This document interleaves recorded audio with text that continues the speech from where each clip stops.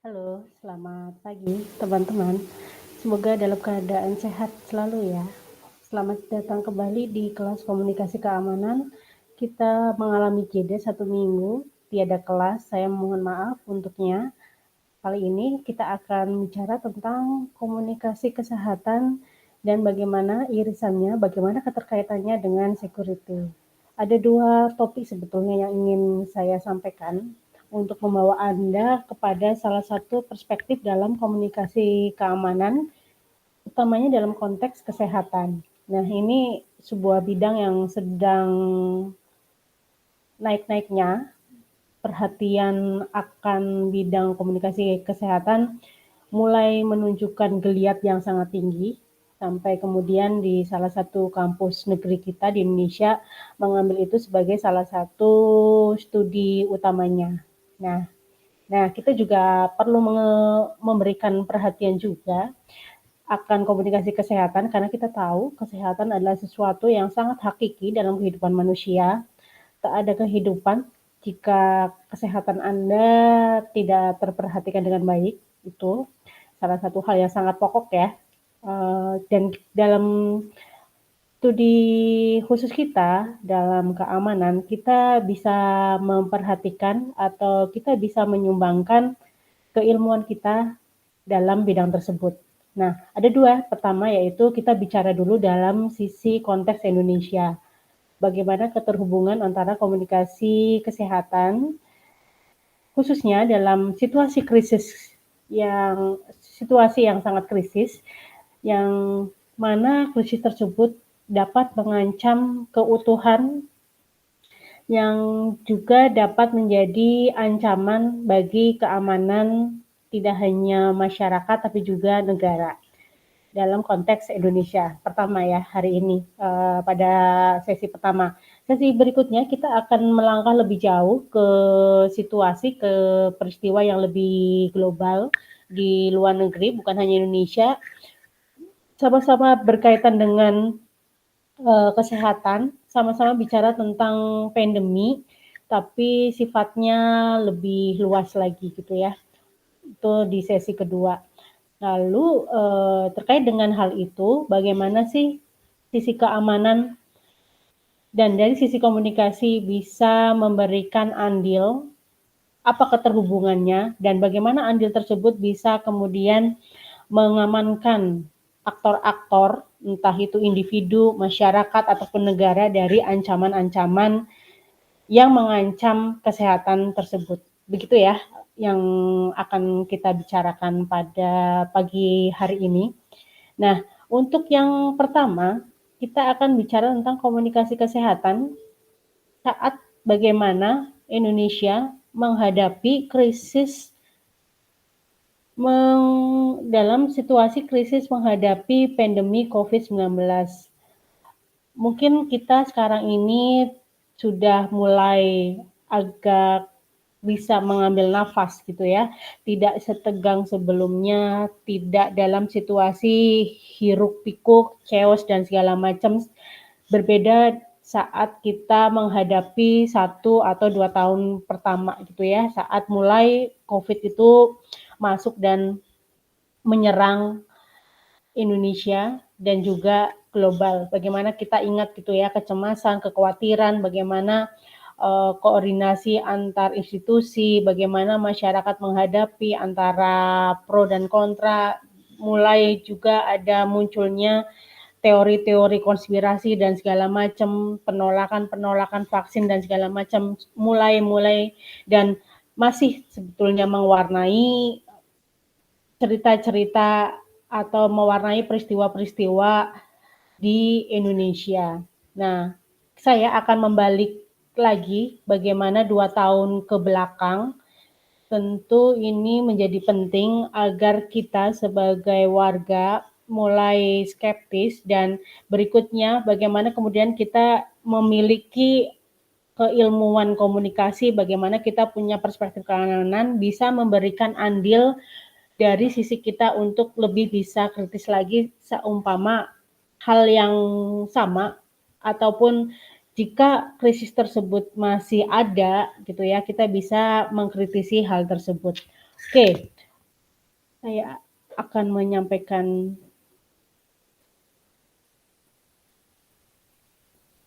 salah satu materi. Oke, teman-teman mungkin masih ingat ya dan betul mengalami bagaimana perubahan-perubahan atau mengalami bagaimana situasi-situasi yang muncul saat COVID-19 masuk ke Indonesia. Meskipun sebetulnya sudah diberikan peringatan-peringatan bahwa di konteks global sudah banyak memberikan warning-warning bagi Indonesia, tapi memang Indonesia lumayan terlambat ya untuk mewaspadai bagaimana kemudian pemerintah juga terkesan sangat-sangat lamban dan sangat gagap gitu ya. Nah, tapi kita perlu mencerna dari sisi komunikasinya. Apakah komunikasi yang dilakukan pemerintah punya andil dalam menciptakan krisis atau memperburuk krisis, atau bagaimana kemudian perjalanannya di mana komunikasi andil dalam mengatasi krisis pandemi tersebut. Oke. Nah, salah satu isu yang saya bawakan yaitu bagaimana sih keamanan sebagai pendekatan strategi komunikasi, utamanya dalam lingkup krisis komunikasi. Saat kita menghadapi sesuatu yang sifatnya mengancam, gitu ya, mengancam masyarakat, mengancam organisasi, mengancam negara, gitu ya, bagaimana itu kemudian akan mempengaruhi keberlangsungan kehidupan, kalau di dalam pemerintah atau negara bisa mempengaruhi politik gitu ya, ekonomi, politik, dan sosial, maka perlu disusun sebuah strategi komunikasi. Tapi kita harus tahu ya memang bahwa komunikasi bukanlah panacea, bukanlah obat atau bukanlah solusi satu-satunya untuk menghadapi atau mengatasi sebuah masalah. Tapi di sini strategi komunikasi yang perlu dihadirkan ini akan sangat membantu gitu ya. Setidaknya untuk memberikan semacam kontribusi atas pengatasan suatu krisis-krisis tertentu. Oke. Nah, sebelum kita masuk ke case bagaimana sih situasi krisis Indonesia saat pandemi 19 masuk dan bagaimana situasi komunikasi yang dilakukan, kita masuk dulu secara dasar bagaimana sih komunikasi ini, bagaimana keamanan ini menjadi salah satu alternatif pendekatan untuk menyusun strategi komunikasi. Oke, nah keamanan, bagaimana konsepnya gitu ya, bagaimana ruang lingkupnya, bagaimana kemudian kalau kita bicara kesehatan, itu menjadi salah satu ruang lingkup yang sangat-sangat berkaitan dengan keamanan, tentu sudah menjadi hal yang sangat umum bagi teman-teman saat belajar manajemen security atau pengantar studi keamanan, atau mungkin di remind kembali kemarin di pertemuan-pertemuan pertama komunikasi keamanan gitu ya. Jangan tidak hanya berkaitan dengan perang keamanan negara, tapi kesehatan juga menjadi salah satu ruang lingkup aspek dari human security ya, keamanan manusia. Oke. Nah, kita tahu krisis itu tidak selalu menyoal negara gitu ya. Bisa juga krisis tersebut dihadapi oleh level individu. Tentu karena individu itu punya kecenderungan untuk berkumpul, bersosialisasi, bagaimana mereka itu cenderung untuk membentuk gitu ya, membentuk suatu sekumpulan gitu ya, yang kemudian menjadi organisasi, bagaimana organisasi juga bisa menjelma menjadi negara dengan kedaulatan tertentu gitu ya. Nah, akhirnya organisasi pun tentu tidak akan lepas yang namanya dari krisis gitu. Hanya perbedaannya adalah pada level individu, individu cenderung akan mengalami krisis seperti bagaimana dia menghadapi ancaman yang akan mengancam keberlangsungan kehidupannya dia. Ya, bisa juga kemudian bagaimana dari level individu itu ancaman-ancaman yang ada bisa mengancam citra gitu ya, bisa mengancam kredibilitasnya dia gitu ya secara jangka pendek. Nah, dari level organisasi, ancaman bisa berupa dalam bentuk kritik gitu ya. Apalagi kalau kaitannya dengan politik gitu ya, itu akan ada banyak pergolakan-pergolakan, entah itu kritik, oposisi, segala macam gitu. Lalu bisa juga bagaimana organisasi harus bersiap menghadapi krisis yang dapat mengganggu atau mengancam nama baik dari organisasi tersebut atau negara gitu ya. Oke. Apa sih kemudian pentingnya gitu ya keamanan untuk kemudian keamanan tersebut menjadi salah satu pendekatan untuk menyusun atau bagaimana kita perlu melihat itu sebagai salah satu pendekatan komunikasi gitu ya. Nah, kita harus selesaikan dulu apa yang dimaksud dengan strategi komunikasi gitu. Nah, strategi komunikasi ini tidak sangat ya. Pada situasi-situasi yang normal tanpa krisis pun sebenarnya kita juga memerlukan itu, seperti contohnya kita memiliki sebuah goal, sebuah visi tertentu gitu ya, yang mana kita tidak cukup melakukan aktivitas-aktivitas komunikasi yang ada, maka kita perlu menyusun strategi komunikasi yang sangat-sangat punya relevan, yang mana strategi tersebut sudah kita kaji, kita rumuskan sejeli mungkin dengan mempertimbangkan situasi, kondisi, dan tentu target dari apa yang ingin dicapai. Nah, itu strategi komunikasi. Jadi strategi komunikasi sudah barang tentu merupakan komunikasi yang bertujuan ya, yang sudah melalui perencanaan perumusan yang sangat baik karena sifatnya sangat goal oriented gitu ya, sangat bertujuan, punya tujuan yang dilakukan oleh organisasi gitu ya. Entah itu untuk mempromosikan dia gitu ya, entah untuk mencapai suatu goalnya dia atau apa gitu ya, melalui berbagai aktivitas-aktivitas gitu ya yang sudah tersusun yang melibatkan pimpinan, pegawai, dan juga praktisi-praktisi komunikasi gitu ya. Itu strategi komunikasi. Nah, strategi komunikasi ini sangat relevan dalam situasi krisis komunikasi gitu ya, sebagai salah satu cara untuk menghadapi atau memberikan solusi gitu ya untuk mencapai tujuan yang dia inginkan. Kalau seumpama yang dia hadapi adalah ancaman dalam mengganggu kredibilitasnya dia gitu ya, maka kemudian strategi komunikasi dibentuk atau disusun untuk mencapai bagaimana agar nama baiknya dia tidak menuju ke sebuah situasi yang lebih rusak gitu ya. Tuh. Oke.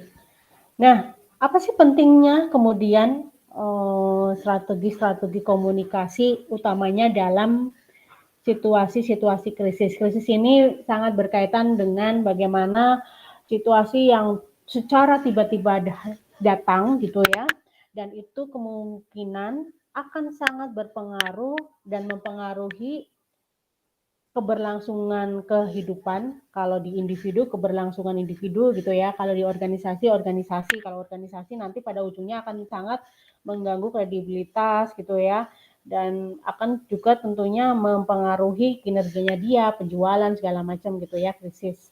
Oke, nah apa sih pentingnya gitu ya? Nah tentu adanya strategi komunikasi yang baik, yang apik itu akan membantu organisasi, membantu individu gitu ya, membantu negara untuk menghindari situasi krisis yang lebih parah gitu.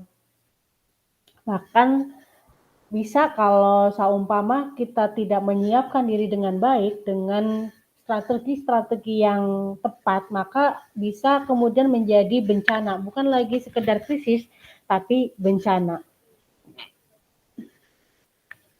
Nah, berikutnya adalah kalau dalam konteks komunikasi strategis, utamanya dalam krisis, kita perlu melakukan upaya-upaya pengolahan kecemasan dan ketakutan yang dirasakan publik itu sebagai strategi untuk mengatasi krisis bersama-sama. Nah, ini salah satu pendekatan yang baik. Sebetulnya ada beberapa pendekatan, tapi yang baik dalam komunikasi strategi dalam situasi krisis adalah bagaimana mengolah kecemasan dan ketakutan yang dirasakan publik sebagai strategi untuk mengatasi krisis bersama-sama.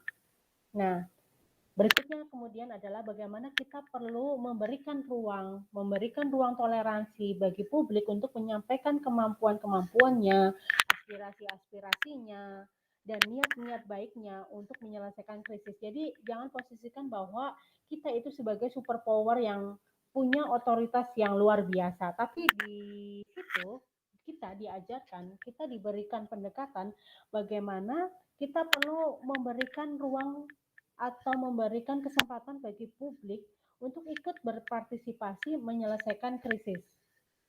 Nah, ini sangat cocok kalau kaitannya dalam krisis-krisis yang dihadapi oleh negara gitu ya. Jangan sok tahu, jangan merasa bahwa negara lah yang paling punya peran gitu.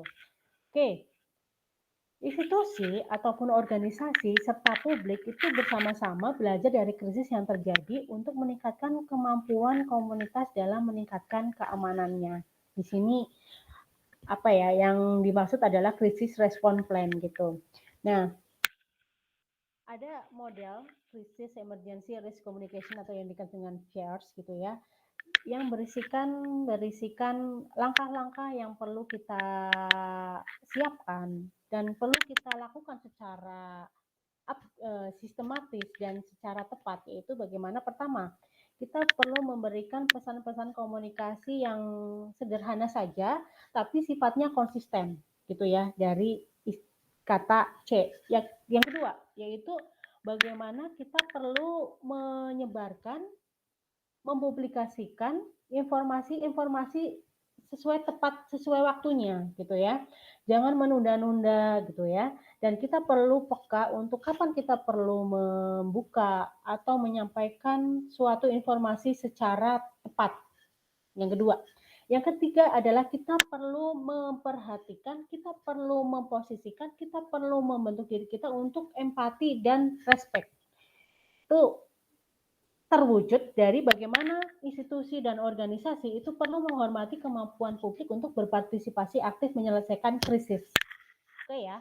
Nah, pada beberapa kasus bencana gitu ya, kita perlu memperhatikan bagaimana kondisi situasi yang dihadapi korban gitu ya. Contohnya dalam kasus-kasus jatuhnya pesawat gitu ya. Dalam pandemik COVID-19, maka kita perlu gitu ya sebagai stakeholder itu perlu membekali kita bagaimana kita perlu mengekspresikan rasa empati dan juga respect kita terhadap orang-orang kepada stakeholder kita yang terdampak gitu. Oke, berikutnya adalah kompetensi dan keahlian. Nah, ini bagaimana kita menyusun strategi komunikasi tentu perlu melibatkan orang-orang, komponen-komponen yang sangat berkompeten dan punya keahlian. Sudah barang tentu itu hal yang sangat wajib karena ini bukan lagi pada situasi yang biasa. Ini situasi yang luar biasa, sebuah krisis yang akan mengancam keberlangsungan kita, mengancam nama baik, kredibilitas. Jika itu dibiarkan, maka akan menjadi bencana.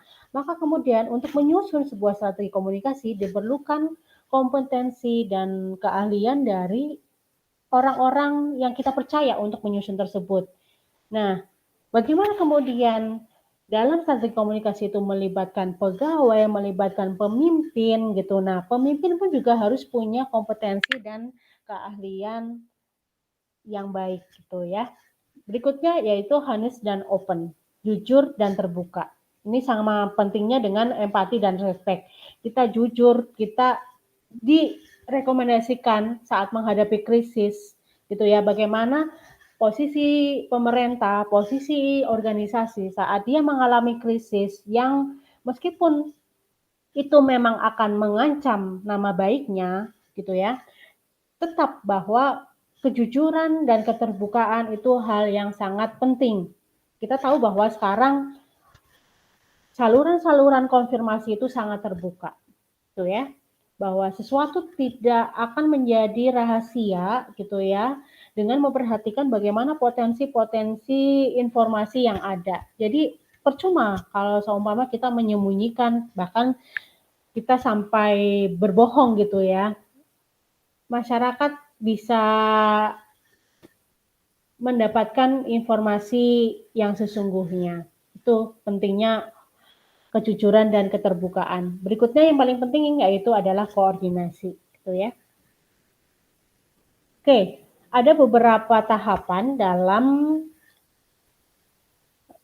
circle, dalam lingkup krisis komunikasi, dimulai dari awal krisis gitu ya, yang mulai kemudian masuk ke dalam krisis, bagaimana di dalamnya juga ada tahapan maintenance, pemeliharaan, resolusi, dan evaluasi. Jadi setelah selesai, dengan adanya tindakan-tindakan yang memadai gitu ya, dengan strategi komunikasi yang sudah dibuat gitu ya, juga perlu dilakukan evaluasi. Apakah yang sudah dilakukan itu sudah memadai? Adakah dampak-dampak tertentu yang muncul dari krisis? Entah itu mungkin strategi komunikasi, jangan sampai strategi komunikasi yang harusnya bisa solve the problem, malah make problem gitu ya. Jadi malah melahirkan masalah baru. Itu yang muncul di dan dialami oleh Indonesia kaitannya dalam konteks komunikasi Indonesia saat pandemi COVID-19. Oke.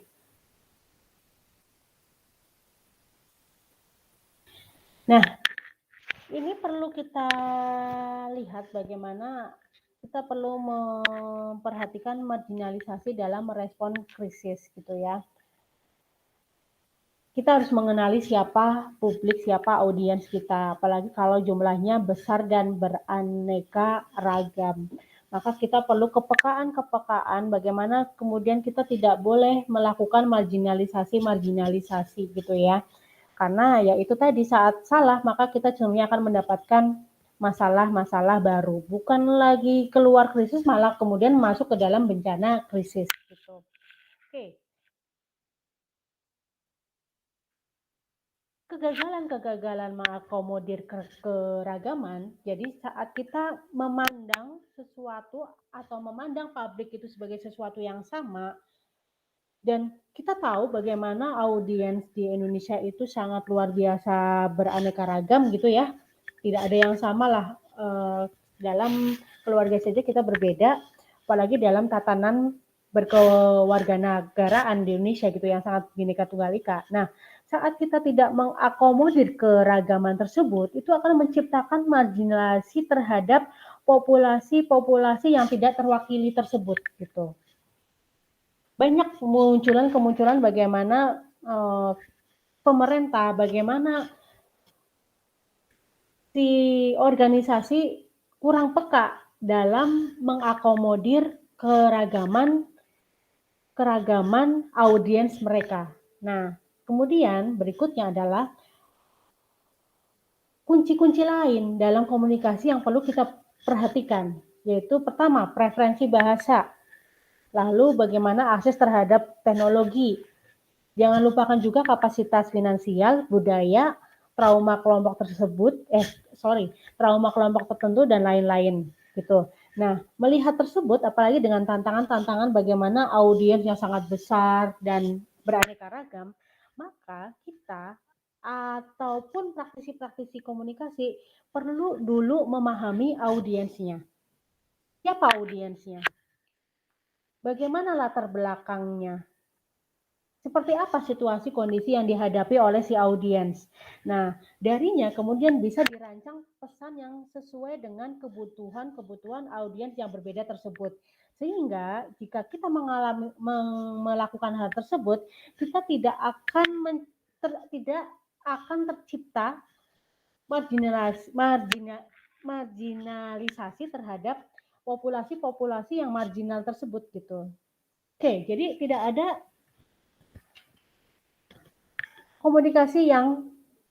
strategi komunikasi yang tunggal kalau dengan kondisi audiens yang jumlahnya sangat besar dan beraneka ragam. Nah, ini pendekatan-pendekatan kalau tadi kita dipahamkan bagaimana kita tidak boleh kaku, bagaimana kita harus cair, kita harus mengenali, memahami siapa audiens kita, terutama audiens dengan jumlah populasi yang sangat banyak dan sangat beragam.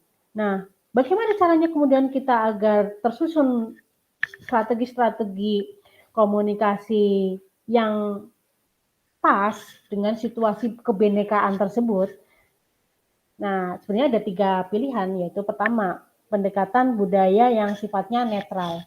Kedua, pendekatan yang sensitif atau peka akan budaya.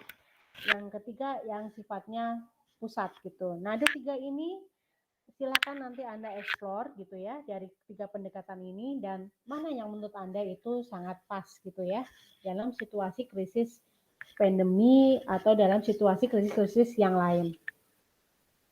Oke, nah ini saya bawakan salah satu memori-memori yang tidak cukup menyenangkan sebetulnya ya, dari apa yang disampaikan oleh pemimpin Indonesia, ya, yang direpresentasikan oleh pejabat-pejabat yang punya wewenang terkait dengan COVID-19, gitu ya.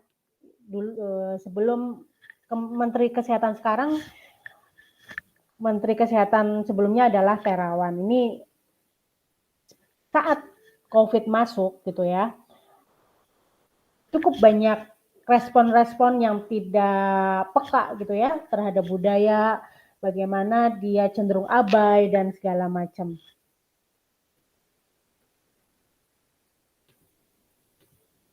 Oke.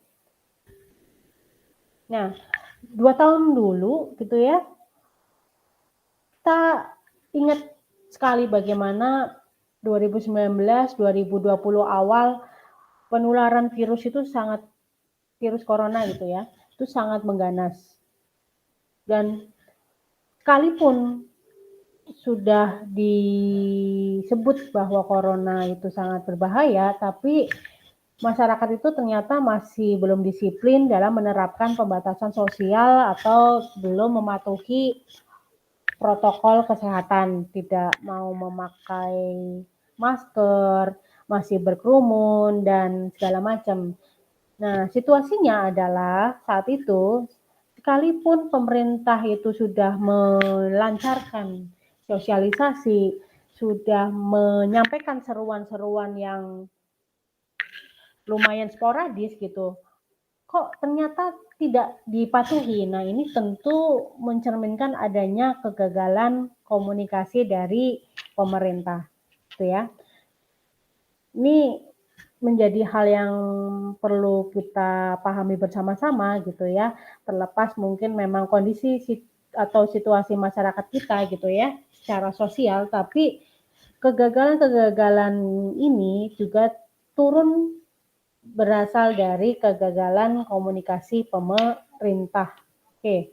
Nah, kita sebelum ke situ ya, sebelum akhirnya pemerintah sadar bahwa corona itu sesuatu yang sangat serius, di awal pemerintah itu sudah memberikan respon yang tidak peka gitu ya. Bagaimana si pejabatnya yang sangat-sangat punya otoritas yang sangat tinggi yaitu Menteri Kesehatan menyampaikan enjoy aja gitu ya. Padahal situasinya di global sudah sangat krisis. Bahkan WHO sudah merekomendasikan untuk bagaimana negara itu mengambil langkah yang sangat sigap gitu. Jangan panik, jangan resah, enjoy aja, makan yang cukup gitu. Lalu kemudian bagaimana si Menteri Kesehatan sebelumnya juga berujar bagaimana corona itu tidak masuk ke Indonesia. Karena apa? Indonesia itu berhutang pada Tuhan gitu. Karena dengan punyanya utang tersebut, itu menjadi alasan kalau corona tidak masuk ke Indonesia. Hal yang sangat disesalkan saat itu bagaimana pejabat-pejabat yang punya otoritas tidak memberikan respon yang sifatnya ilmiah, bijak gitu ya, tapi memberikan lelucon-lelucon yang sangat-sangat tidak tepat gitu untuk situasi yang sudah sangat tidak baik waktu itu. Lalu kemudian bagaimana pejabat lain melalui Menteri Airlangga yang punya respon yang sama entengnya, yaitu bagaimana corona itu tidak masuk ya karena izin di negara kita itu yang sudah terkenal berbelit-belit sehingga corona tidak masuk.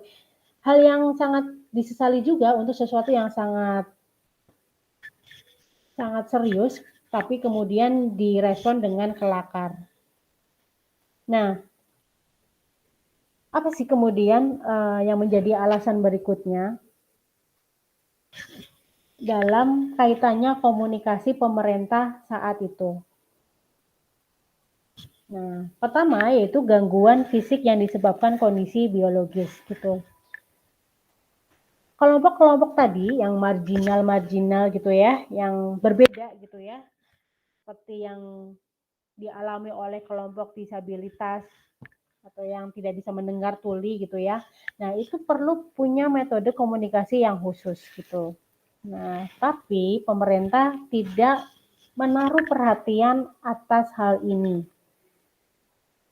Di televisi-televisi itu tidak menyertakan bahasa isyarat agar kelompok-kelompok marginal tersebut bisa mendapatkan informasi yang sama dari yang diterima oleh kelompok-kelompok lain. Pun juga dengan kelompok-kelompok marginal seperti disabilitas netra gitu ya. Mereka tidak mendapatkan informasi karena dengan biologisnya mereka tidak dapat mencerna informasi yang ditampilkan melalui media cetak atau lewat poster-poster atau brosur-brosur gitu. Ini yang bagaimana pemerintah atau bagaimana pelajarannya adalah kita perlu memberikan perhatian untuk kelompok-kelompok yang marginal tersebut. Berikutnya itu gangguan teknis. Nah, komponen teknis gitu ya yang andil dalam kegagalan komunikasi pemerintah yaitu di mana kita tahu bahwa akses jaringan internet itu di Indonesia belum merata seluruhnya, gitu ya. Hanya dirasakan di kota-kota, di desa-desa, tapi itu pun desa-desa yang masih di Pulau Jawa. Tapi bagaimana kemudian di luar Jawa, gitu ya? Banyak banyak hal yang sangat-sangat berbeda ketimbang apa yang kita rasakan di sini gitu ya. Di luar Jawa, infrastruktur, akses internet itu sangat sulit untuk ditemui di sana. Nah, dampaknya adalah ini tentu juga sangat berdampak pada kesadaran dan kewaspadaan masyarakat terhadap ancaman virus corona. Nah, seumpama pemerintah, baik itu pusat maupun daerah, menyadari gangguan teknis tersebut, maka strategi komunikasi tidak hanya kemudian diharapkan dari internet atau dari televisi. Perlu ada komunikasi yang berbeda untuk menjangkau masyarakat-masyarakat yang punya kendala komponen teknis tersebut gitu. Nah, berikutnya yaitu gangguan semantik. Nah, gangguan semantik itu disebabkan oleh adanya kendala kebahasaan dalam mengirim dan menerima informasi. Jadi sepanjang pandemi COVID gitu ya, banyak narasumber ahli berkomentar di televisi dan media gitu ya, menjelaskan inu tentang virus corona dan segala macam. Nah, sayangnya adalah si narasumber yang dihadirkan tersebut itu sangat jarang menggunakan bahasa-bahasa yang bisa dimengerti oleh banyak orang, oleh orang awam. Mereka seolah hanya berbicara untuk diri mereka sendiri dengan bahasa-bahasa yang hanya mereka sendiri yang paham gitu. Oke, contoh yang dimunculkan dan itu kemudian dijadikan istilah-istilah umum oleh pemerintah yaitu lockdown, social distancing, hand sanitizer, mortality rate, dan segala macam. Nah, bagi orang-orang seperti Anda, mungkin ini nggak masalah, lockdown, social distancing, hand sanitizer, bagaimana Anda punya akses ke internet untuk mencari tahu apa itu lockdown, bagaimana Anda punya literasi yang baik akan bahasa-bahasa asing, tapi bagaimana dengan orang-orang marginal yang tidak punya pendidikan cukup, bagaimana mereka yang tidak mendapatkan akses internet, bagaimana bisa mereka mendapatkan atau memahami istilah-istilah yang sulit tersebut gitu. Itu menjadi salah satu kegagalan yang menjadi salah satu aspek kegagalan dari pemerintah. Oke. Nah, tentu itu tidak hanya itu. Ada banyak hal-hal lain tentu yang menjadi aspek-aspek atau yang turut membantu kenapa kemudian penanganan pandemi, bagaimana pencegahan pandemi itu tidak berjalan dengan sesuai dengan harapan. Bagaimana krisis-krisis yang dihadapi gitu ya. Itu seolah kayak berjalan sangat lambat dan lama gitu.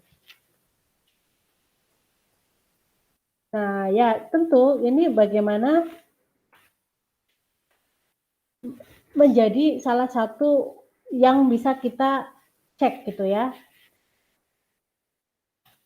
Bisa kita telaah lebih lanjut. Selain itu apalagi sih hal-hal yang menjadi faktor-faktor atau aspek-aspek yang menjadi kegagalan komunikasi pemerintah waktu itu. Nah, jangan lupa dulu saat juga ada frase penutupan tempat ibadah gitu ya, yang muncul saat gelombang COVID tinggi. Nah, di situ tidak dijelaskan apa yang dimaksud dengan penutupan tempat ibadah. Jadi terkesan bahwa ada larangan untuk beribadah. Padahal yang dimaksud oleh pemerintah itu adalah himbauan untuk masyarakat untuk menghindari kerumunan, terutama kerumunan jamaah saat ibadah di masjid gitu.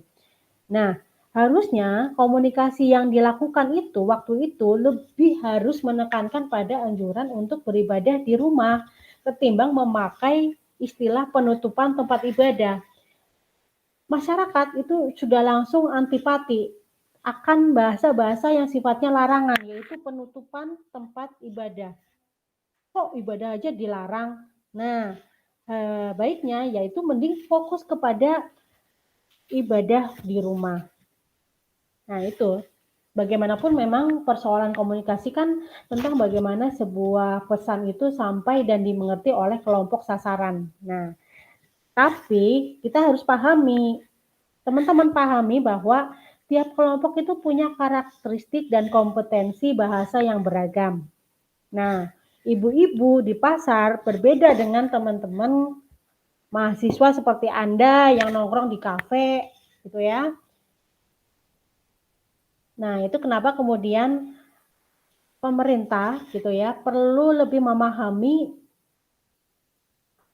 adanya apa ya, salah satu pentingnya kehadiran dari leaders, opinion leaders, di mana kalau Anda cek gitu ya, opinion leaders dalam model two-step flow of communication dari Lazarsfeld gitu ya, perlu adanya kehadiran si opinion leader, pemuka pendapat, di mana si orang-orang yang punya keahlian atau punya posisi pemimpin pendapat ini itu juga dipengaruhi oleh media massa. Jadi si opinion leader itu berperan menjembatani antara pesan dari media ke masyarakat luas. Jadi baiknya harusnya si opinion leader ini juga perlu di awal gitu ya, seperti apa pemahamannya, pandangannya, yang sehingga kemudian dari opinion itu bisa menularkan informasi yang baik ke orang-orang di sekitarnya dia gitu.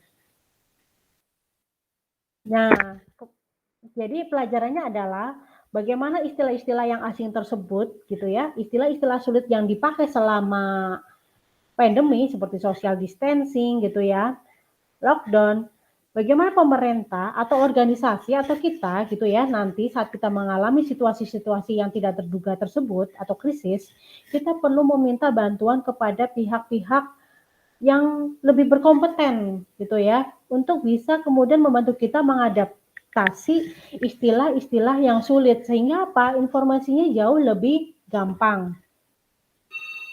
Tuh. Nah, jangan lupa juga bahwa ternyata ada gangguan juga yang sifatnya psikologis.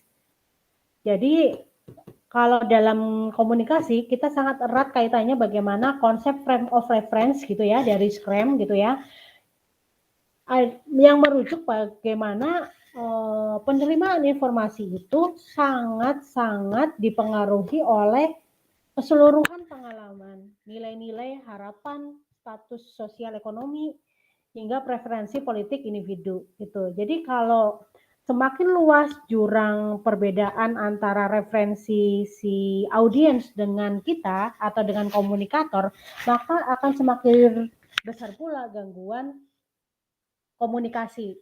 Jadi maka kita perlu memahami nih referensi-referensi yang dimiliki oleh si audiens kita. Jangan sampai terlalu luas gitu ya. Jangan sampai terlalu besar lubang jurang perbedaan tersebut. Nah, tadi disampaikan bahwa memang sih tidak selalu karena kegagalan komunikasi. Ya, faktor ekonomi, sosial, belum lagi juga adanya prasangka-prasangka politis dari masyarakat memang juga sangat besar juga untuk mempengaruhi kegagalan-kegagalan tersebut gitu. Itu ya.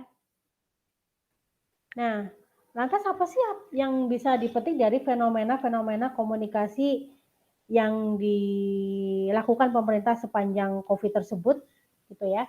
Pertama, komunikasi adalah bagian dari sistem politik atau negara gitu ya. Jadi seumpama badan kita gitu ya, komunikasi mungkin bisa diwakilkan berupa mata atau telinga dari badan kita gitu ya. Nah, tentu sehatnya kehidupan negara itu tergantung dari kualitas dan kuantitas dari organ tersebut gitu. Jadi kalau komunikasinya nggak sehat, otomatis kehidupan kita gitu ya, bagaimana kita menjalani kehidupan dengan badan kita tidak lagi utuh gitu ya, tidak lagi bisa baik gitu ya, kalau organ salah satu organ kita ini juga tidak baik gitu. Nah, kedua pelajarannya adalah dalam situasi darurat bencana, entah itu kejadian yang sifatnya bencana alam maupun bukan gitu ya, setiap jenjang otoritas itu baiknya, hendaknya itu memiliki strategi dan perencanaan komunikasi yang komprehensif dan terkoordinasi gitu ya. Akan sangat baik jika kita menaruh perspektif keamanan gitu ya, tadi yang sudah disampaikan, dan dengan pendekatan-pendekatan yang punya kepekaan akan budaya, akan yang bisa merangkul kelompok marginal, itu lebih baik. Nah, tentu juga bahwa kita harus punya mindset bahwa kebijakan komunikasi itu harus mempertimbangkan aspek keterbukaan, open gitu ya, keterbukaan informasi publik, hindari untuk berbohong terus defensif gitu ya, marah-marah gitu. Justru kita harus memiliki empati, memiliki rasa menghargai, toleransi, memberikan kesempatan bagi masyarakat untuk berpartisipasi menyelesaikan krisis gitu ya. Nah, yang lain juga bahwa negara harus memastikan tidak ada warganya yang harus menanggung resiko maut akibat kebuntuan komunikasi yang dilakukan oleh pemerintah. Begitu. Oke, teman-teman, itu saja yang bisa saya sampaikan terkait dengan bagaimana komunikasi kesehatan dengan pendekatan keamanan. Oke, sampai jumpa di sesi berikutnya. Assalamualaikum warahmatullahi wabarakatuh.